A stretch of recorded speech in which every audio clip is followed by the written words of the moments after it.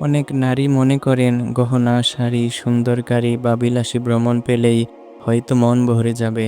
কিন্তু বাস্তবতা হলো এসব পাওয়ার পরও অনেকের মন ভরে না। কারণ হৃদয় তৃপ্ত হয় শুধু সেই মানুষের সংস্পর্শে যার ব্যক্তিত্বের আলো নিজেকে আলোকিত করে আর আশেপাশের মানুষকেও আলোকিত করে। একজন রাজা, অভিনেতা, গায়ক বা ধনবান মানুষ আকর্ষণীয় হতে পারে, কিন্তু যদি তার মধ্যে আত্মসম্মান, সহমর্মিতা আর আত্মনিয়ন্ত্রণ না থাকে, তাহলে সে কখনোই হৃদয়ে স্থায়ী স্থান পায় না। বেশিরভাগ নারী যখন গভীরভাবে কাউকে ভালোবাসে, তারা খোঁজে নিরাপত্তা, আত্মবিশ্বাস, স্থিরতা, নেতৃত্ব আর সহানুভূতির সুন্দর সমন্বয়। বিশ্বস্ততা ও দায়িত্ববোধ, এই গুণগুলো কোনো নির্দিষ্ট পেশার নয়, এগুলো জন্ম নেয় ব্যক্তিত্ব থেকে। তাই ইতিহাস একটাই কথা বলে, পেশা নয়, ব্যক্তিত্বে মানুষকে সত্যিকারের ভালোবাসা ও শ্রদ্ধা অর্জনের যোগ্য করে তোলে।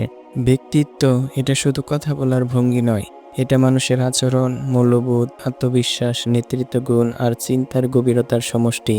অন্যদিকে পেশা শুধু উপার্জনের একটি মাধ্যম বা সমাজে একটি অবস্থান। কিন্তু মানুষ, বিশেষ করে নারীরা, কেবল একজনের পেশা দেখে আকৃষ্ট হয় না, যতক্ষণ না তার ভেতরের মানবিক গুণাবলী, সাহস, দায়িত্ববোধ এবং বিশ্বাসযোগ্যতা স্পষ্ট হয়ে ওঠে। ইতিহাস তার প্রমাণ দেয়।